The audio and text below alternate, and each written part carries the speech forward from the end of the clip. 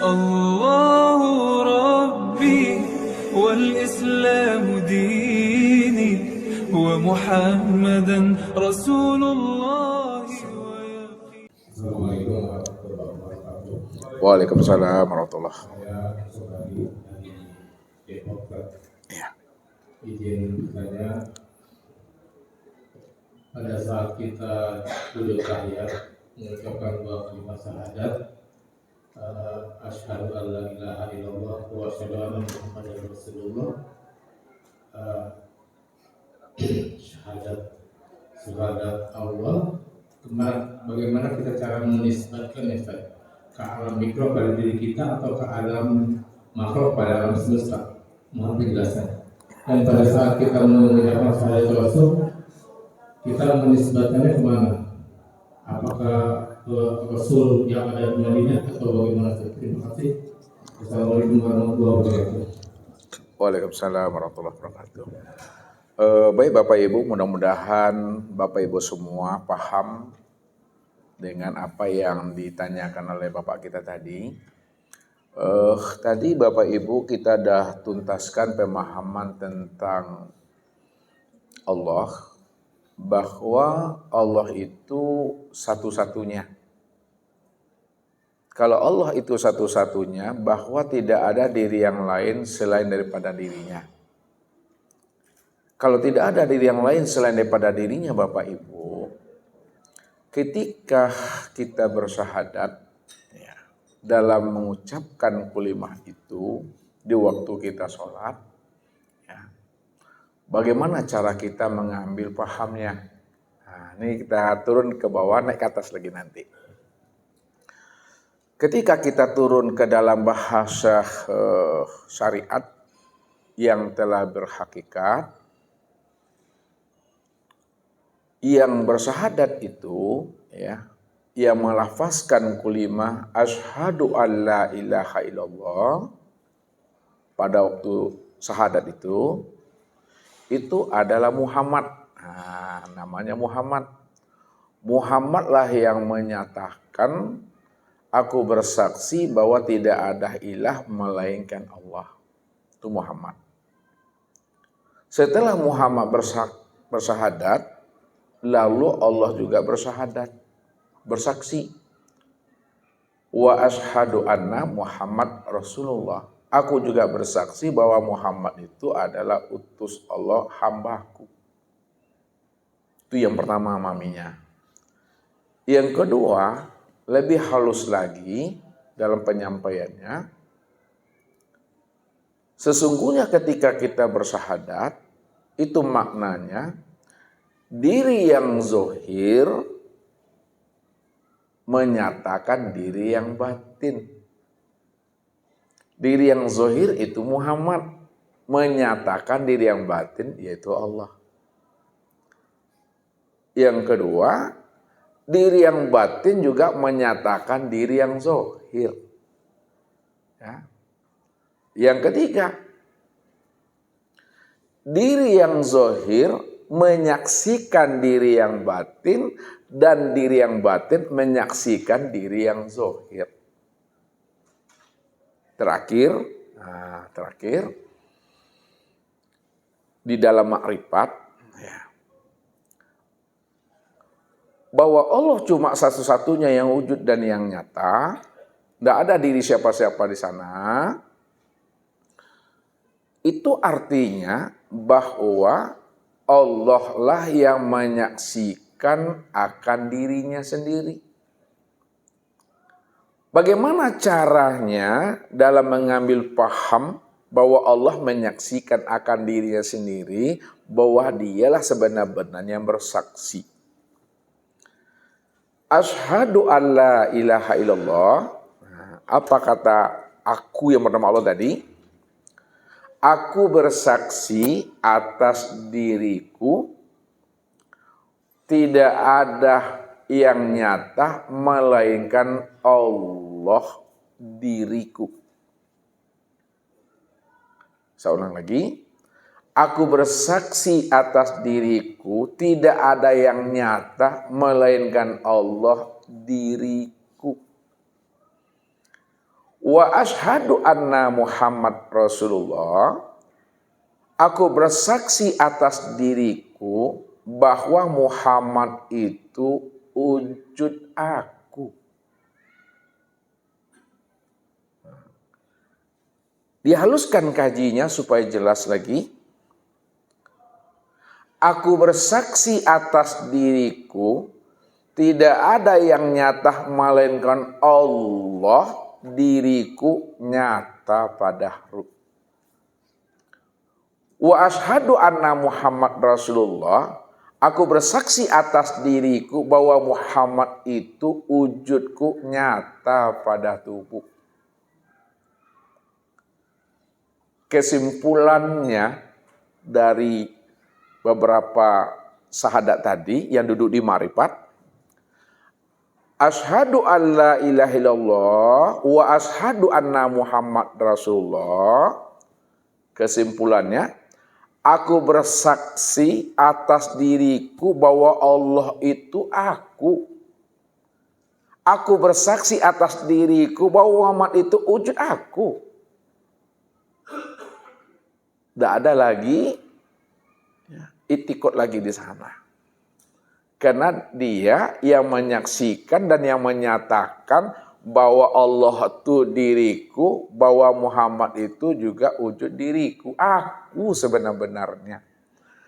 Nah, dalam mengambil pahamnya perlu ada penjelasan. Namun hakikat daripada penjelasan itu setelah kita paham tidak ada bahasa itikad. Kalau ada bahasa itikad kita berarti masih ada dua wujud nanti lagi. Ya. Kita mengiktikadkan bahwa Allah itu adalah diriku, kita mengiktikadkan bahwa Muhammad itu adalah wujud Allah yang nyata pada diriku. Ada dua wujud nanti. Nah, jadi ketika kita sudah sampai Bapak Ibu pada puncak wahdatul wujud, keesaan wujudnya semata-mata, tidak ada bahasa itikad di sana. Ya. Tidak ada bahasa itikad. Kalau itikad masih ada dua wujud. Nah, kalau kita duduk di Marifat disebut juga itikad, siapa yang beritikad di situ? Nah, tentu jawabannya yang beritikad dan mengitikadkan itu adalah dirinya juga. Allah yang mengitikadkan, aku bersaksi bahwa Allah itu aku bersaksi bahwa Muhammad itu wujud aku. Aku juga itu. Nah, itu cara penyampaian kaji. Nah, dalam hal pemahamannya tidak ada bahasa itikad Bapak Ibu ya. Tinggal menyebut saja lagi.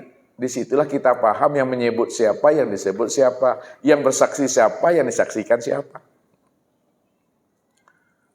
Nah, turun betul kita ke syariat. Nah, turun betul kita ke syariat. Pertanyaannya tadi, Muhammad mana yang kita saksikan? Nah, Ustaz mau nanya dulu sama Bapak Ibu. Saksi itu, bersaksi itu, bersahadat itu apa artinya? Menyaksikan. Kalaulah saksi, bersaksi itu menyaksikan itu melihat atau tidak melihat? Melihat. Ketika kita sudah paham bersaksi itu maknanya melihat, ketika kita memahami Muhammad itu adalah Muhammad junjungan kita, Nabiuna Muhammad SAW, yang lahirnya di kota Makkah, meninggalnya di kota Madinah. Ketika kita bersaksi bahwa saksi itu adalah melihat, benarkah kita sudah melihat dan menyaksikan Muhammad bin Abdullah yang lahir di Makkah dan meninggal di Madinah itu? Tidak. Berarti kalau kita tidak melihat yang kita saksikan itu adalah Muhammad bin Abdullah, maka saksi apa namanya itu? Saksi palsu. Sekarang, kalaulah bukan Muhammad bin Abdullah yang kita saksikan, lalu Muhammad yang mana yang kita saksikan, sehingga yang kita saksikan itu benar-benar kita melihatnya. Apakah Muhammad bin Abdullah atau Muhammad sebagai wujud Allah yang disebut Nur Muhammad? Nur Muhammad. Sekarang Nur Muhammad itu sudah sempurna pada sekalian alam, sudah sempurna pada diri setiap manusia. Namun dalam kesempurnaan Nur Muhammad pada diri setiap manusia, tentu dia berkelas. Dia berlevel ya. Nah, ini dalam cara mengurai kaji. Kesempurnaan memandang Nur Muhammad itu kepada seluruh manusia. Akan tetapi kesempurnaan Nur Muhammad kepada seluruh manusia itu sempurna kepada Nabi yang jumlahnya 124.000. Kesempurnaan Nur Muhammad pada 124.000 itu, di atas Nabi ada makom yang tertinggi. Itu namanya Rasul yang 315. Kesempurnaan Rasul yang 315 itu ada lagi level yang tertingginya, yaitu 25 Nabi dan Rasul.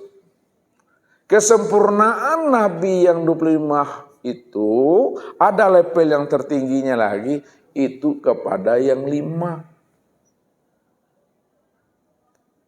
Kesempurnaan Nabi dan Rasul kepada yang 5 ada level yang tertinggi lagi, itu satu, itulah junjung kita Nabi Muhammad Sallallahu Alaihi Wasallam. Begitu cara memandangnya. Lalu bagaimana dengan kita? Nah, ini kita gitu.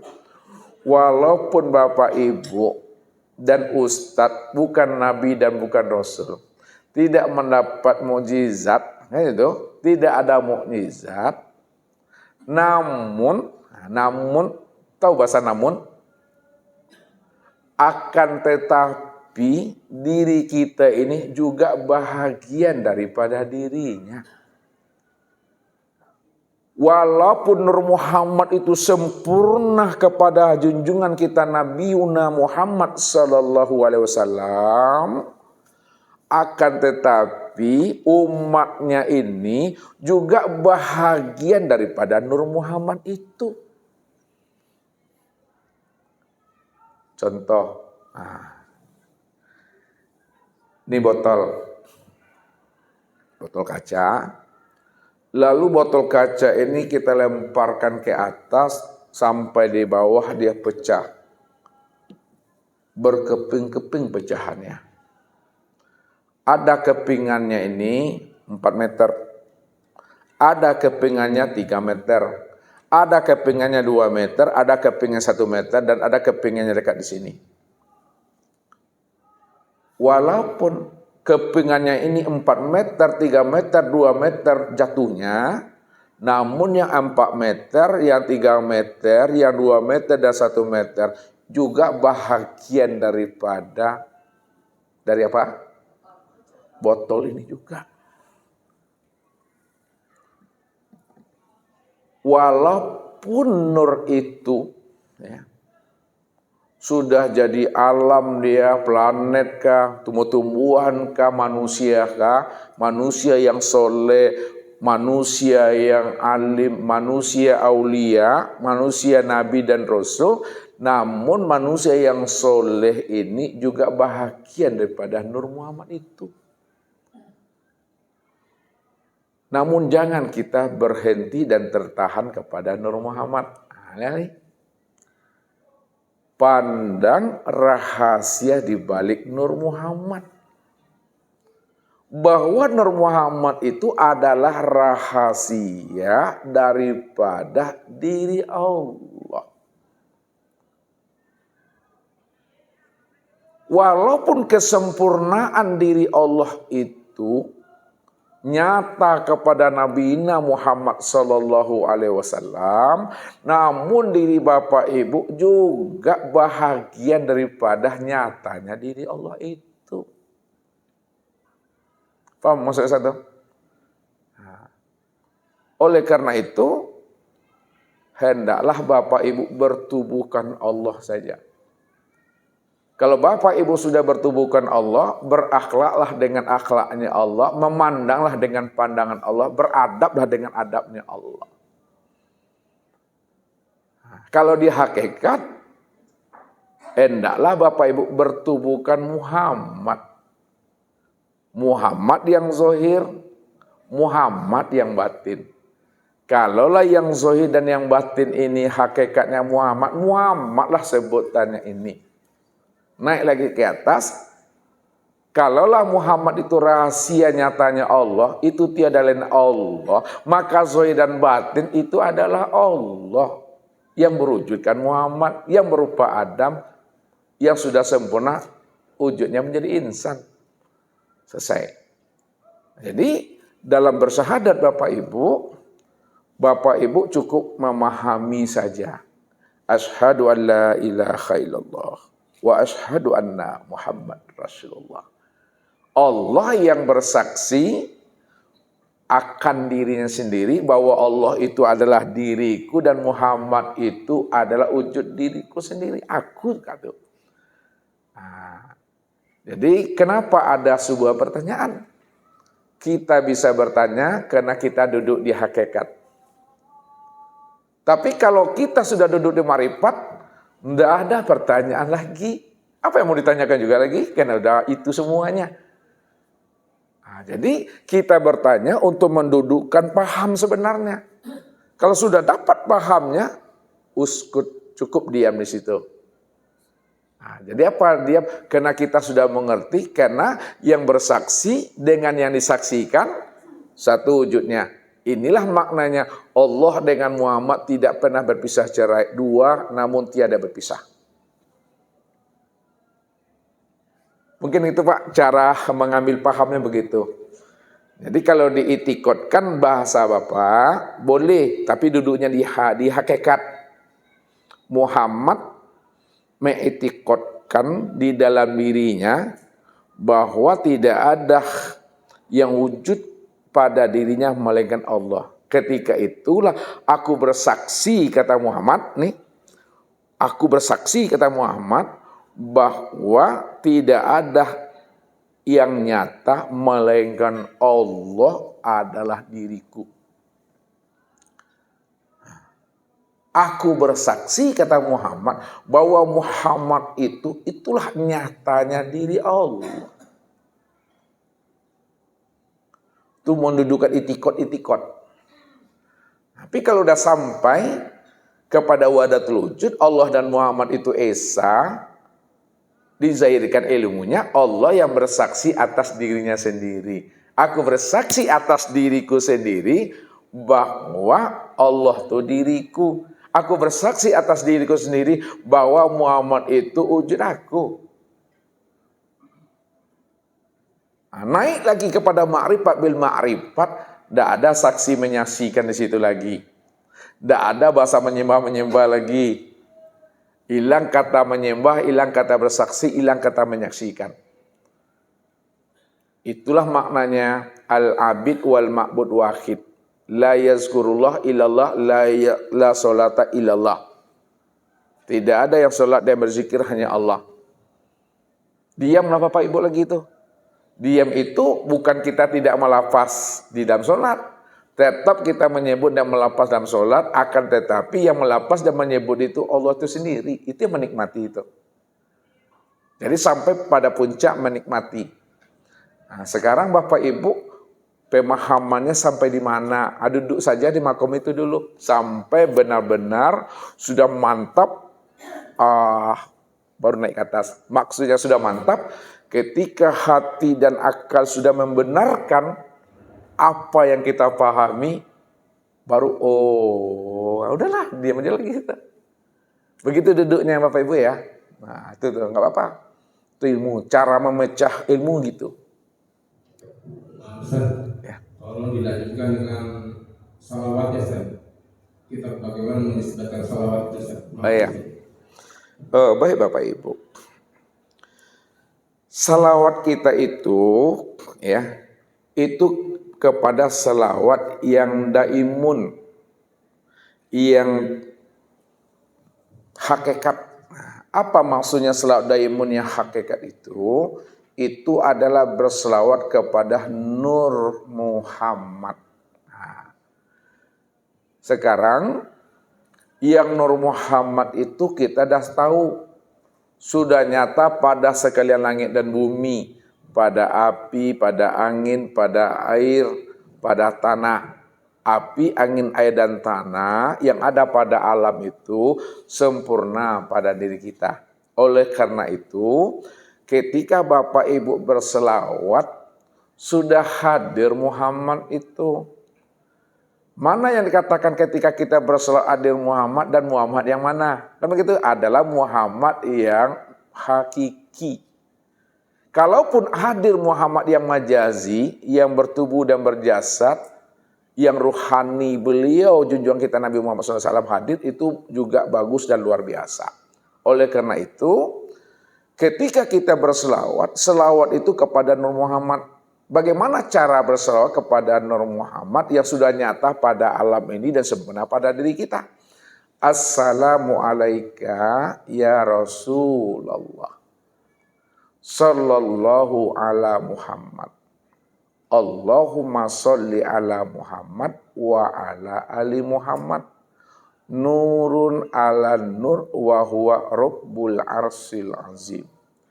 Jadi ketika Bapak Ibu mandi pun bacakanlah selawat terhadap air, terhadap gayung, terhadap ember, terhadap diri, kepada sekeliling rumah dan seluruhnya itu. Seru semuanya. Assalamu alaika ya Rasulullah. Sallallahu ala Muhammad. Allahumma sholli ala Muhammad wa ala ali Muhammad. Nurun ala nur wa huwa rabbul arsil azim. Baru siram. Jadi yang masuk ini nur, yang menampung, yang menerima sebagai wadah juga nur. Inilah yang katakan nurun ala nur. Cahaya di atas cahaya. Yang makan nur, yang dimasukkan juga nur. Maka makhluk sesama makhluk, itu maksudnya tuh, nur dengan nur tidak akan memberikan mudarat dia. Jadi kalau Bapak Ibu mandi selama ini cukup bismillah, sekarang dengan ilmu ini hendaklah kita selawati air, selawati diri kita, selawati semua yang ada pada depan kita itu. Secara umum alam ini dia. Supaya apa? Mati kita nanti tidak berbau. Tidak hancur. Tidak dimakan belatung. Makanya dikatakan oleh Nabi. Sebagai kesempurnaan nur Muhammad itu zahir dan batin pada dirinya sebagai rahasia nyatanya wujud diri Allah. Apa kata Rasulullah? Innallaha harrama alal ardi ayyakula ajasadal anbiya. Sesungguhnya Allah mengharamkan atas bumi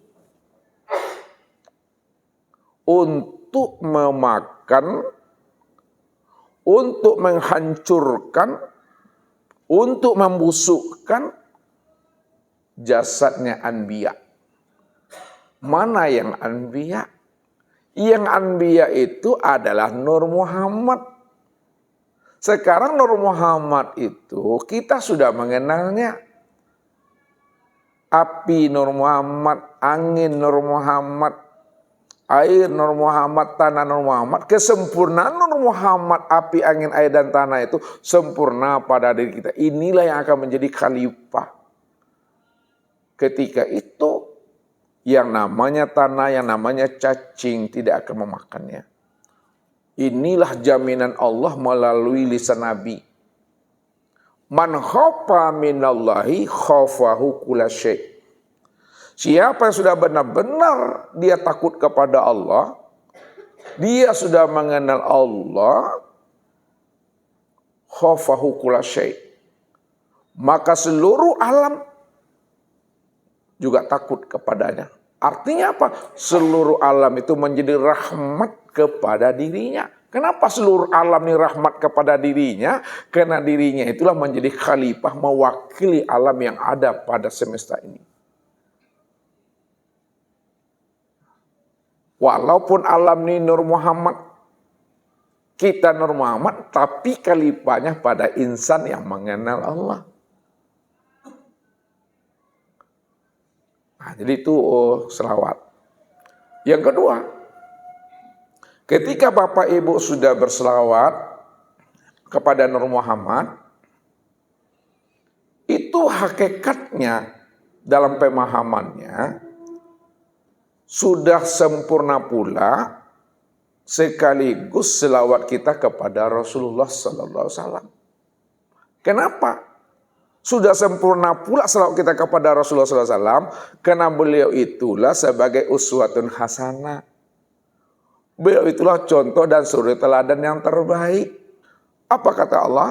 Laqad kana lakum fi Rasulillahi uswatun hasanah liman kana yarjullaha.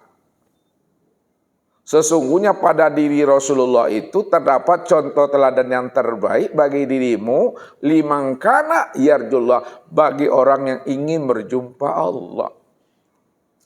Mana yang Rasulullah sebagai suri teladan bagi kita untuk berjumpa Allah? Maka pandanglah Rasulullah itu zohir batin. Yang zohir itu berjasad, itulah Nabi Muhammad SAW. Yang batin, itulah Nur Muhammad. Sekarang Nur Muhammad itu sudah nyata pada alam dan sempurna pada diri beliau. Maka disitulah rahasianya.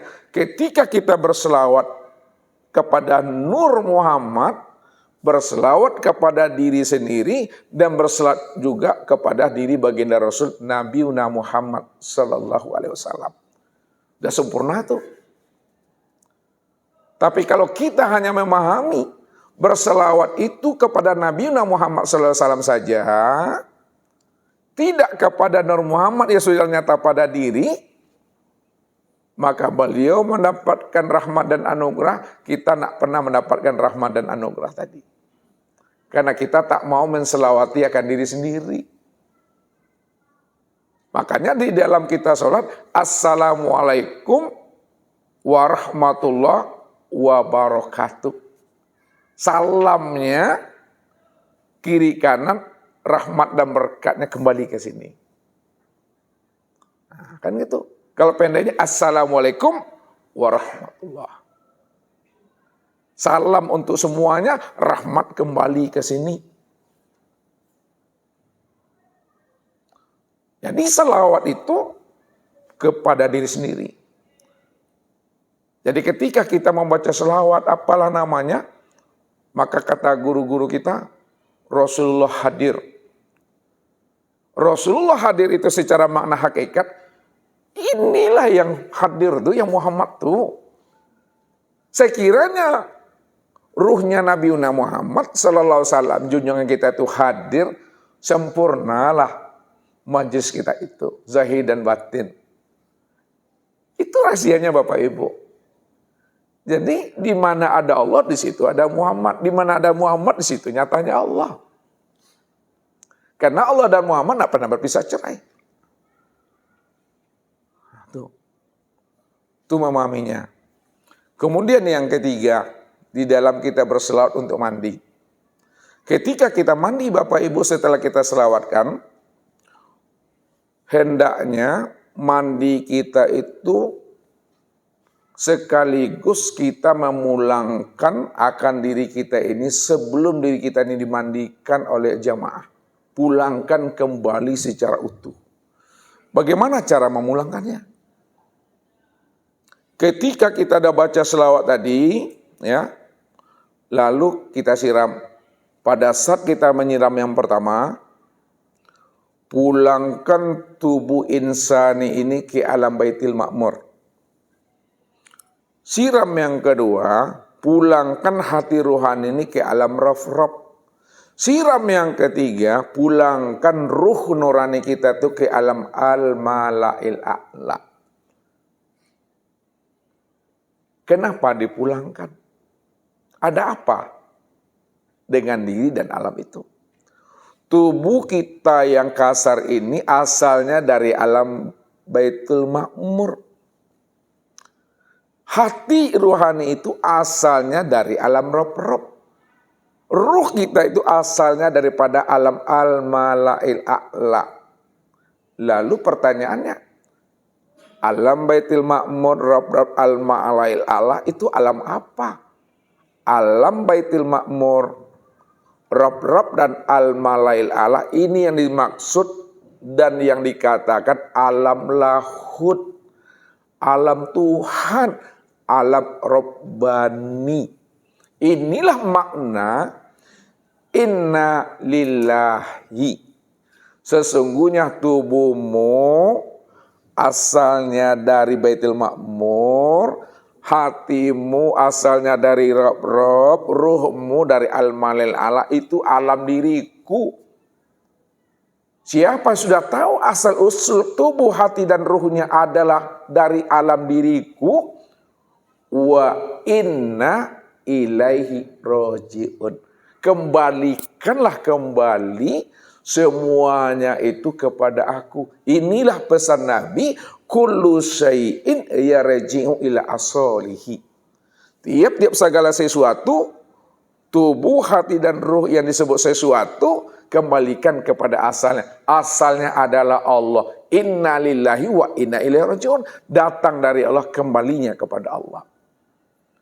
Ketika itu Bapak Ibu, kita sudah memandikan dan memulangkan diri kepada Allah sebelum kita ini meninggal dunia.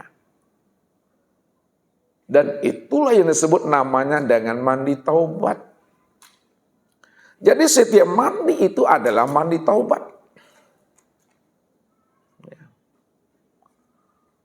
Mandi taubat itu mandi setelah kita berlaku dosa. Karena orang yang berdosa itu dirinya akan menjadi namanya junub batin.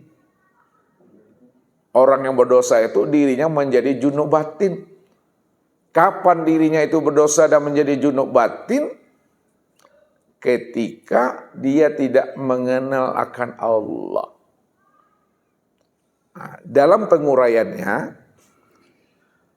diri kita tuh tubuh, hati dan ruh. Kapan tubuh ini berdosa?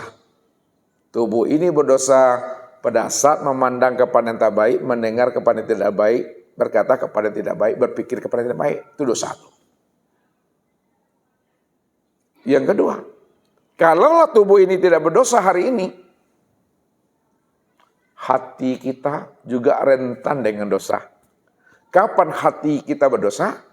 Pada saat hati kita tidak hadir kepada Allah, itu dosa. Ketika hati ini hadir kepada dunia, dunia itu yang jadi Tuhan tuh, dosa itu. Ketika hati ini hadir kepada sesuatu, itu dosa tuh. Maka ketika itu wajib kita ini mandinya mandi taubat.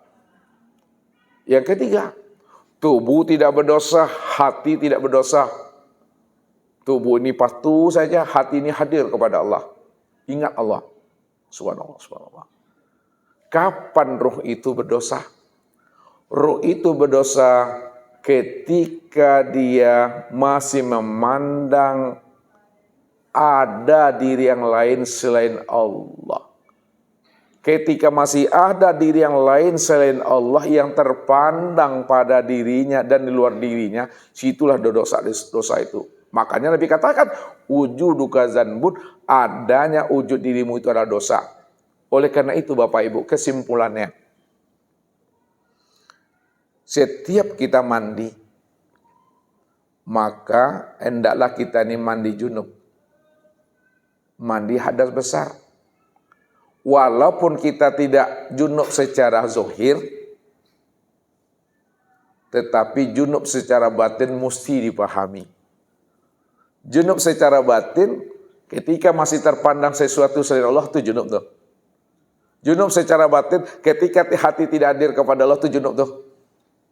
Walaupun zahirnya tidak junub, tapi batinnya junub, maka ketika itu setiap kita mandi, usahakan mandinya mandi junub. Bukan junub secara syariat. Kalau junub syariat, ya lakukan. Kalaupun tidak junub secara syariat, yang dikatakan junub tadi apa? Tidak memandang Allah sudah junub tuh. Tidak dirati pada Allah sudah junub tuh. Apakah waktu mandi itu disebut namanya mandi junub, mandi tobat tuh. Itu maksudnya. Ya. Itu rahasianya Bapak Ibu. Maka ada sempurnalah mandi kita itu. Mandi tobat sudah, yang sebutnya mandi junub. Memulangkan diri sudah ketika mandi itu. Tinggal lagi bagaimana Bapak Ibu, orang yang mengaji tentu berbeda dengan orang tidak mengaji. Bapak Ibu pengen awet muda. Ketika kita awet muda Bapak Ibu, pandang pula lah hakikat air itu sebenarnya nur. Sedangkan hakikat air yang sebut nur itu, sifat air itu adalah mengikat. Unsur air mengikat.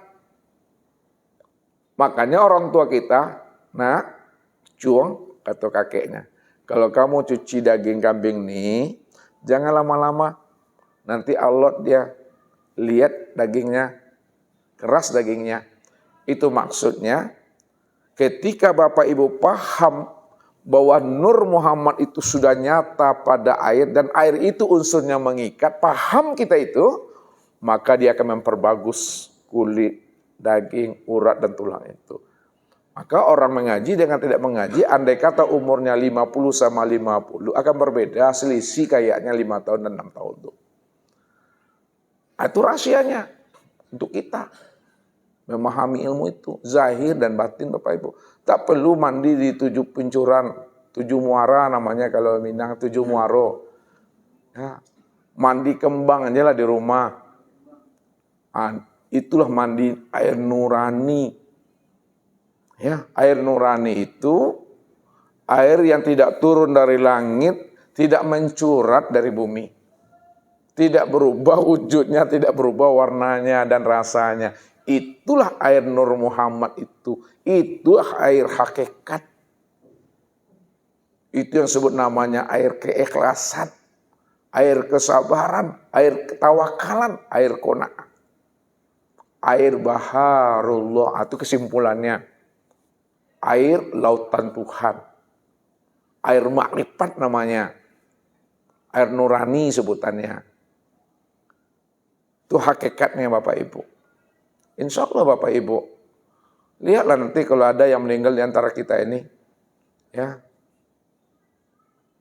Nah, lihat dan saksikan itu. Berbau nak dia? Bangkai nak dia? Karena ilmu ini betul-betul wujud, zahir dan nyata dia. Nah, kita mau yang di mana duduknya, kita mesti paham. Kalau makom kita duduk di syariat saja, tak mau kita memahami makna hakikat, makanya ketika duduk di syariat, orang syariat itu kalau mati, matinya membangkai. Belum lagi ditanam 1 jam udah bau dia tuh. Akhirnya dimakan cacing belatung tuh. Yang hancur nanti di tanah. Kenapa? Karena dia mengatakan inna khalaqnakum min turab. Manusia ini diciptakan daripada tanah. Inna khalaqnakum min turab itu. Datang dari tanah, kembali kepada tanah. Padahal dia mengatakan inna lillahi wa inna ilaihi raji'un. Datang dari Allah, kembali kepada Allah. Nyatanya datangnya dari Allah, kembalinya ke tanah. Hancur atau tidak? Naik kita ke atas ke makam tarekat. Orang tarekat kalau mati, dia tidak membangkai. Ya, tidak dimakan cacing tanah. Tapi badannya itu menyusut dan mengering. Tidak pula jadi janglot. Mengering badannya, susut badannya. Bukan jadi jenglot nih Bapak Ibu, ya mengering. Kayak namanya ikan salai, tahu ikan salai? Ikan yang di laut itu diasinkan dia. Itu badannya mengering tapi dia tidak bau dia. Nyusut. Itu duduk di tarekat tuh. Naik lagi di makom itu adalah dia hakikat. Duduk di hakikat adalah duduk di Nur Muhammad. Dia tidak makan cacing tanah, dia tidak menyusut badannya, tidak mengering, dia utuh, bahkan harum. Naik lagi ke atas ma'rifat, ibarat burung dalam sangkar. Burungnya lepas, sangkar pun lesap. Datangnya kosong, kembalinya kosong. Asalnya Tuhan, kembalinya tetap jadi Tuhan. Allahu Rabbi wal Islamu dini wa Muhammadan Rasulullah.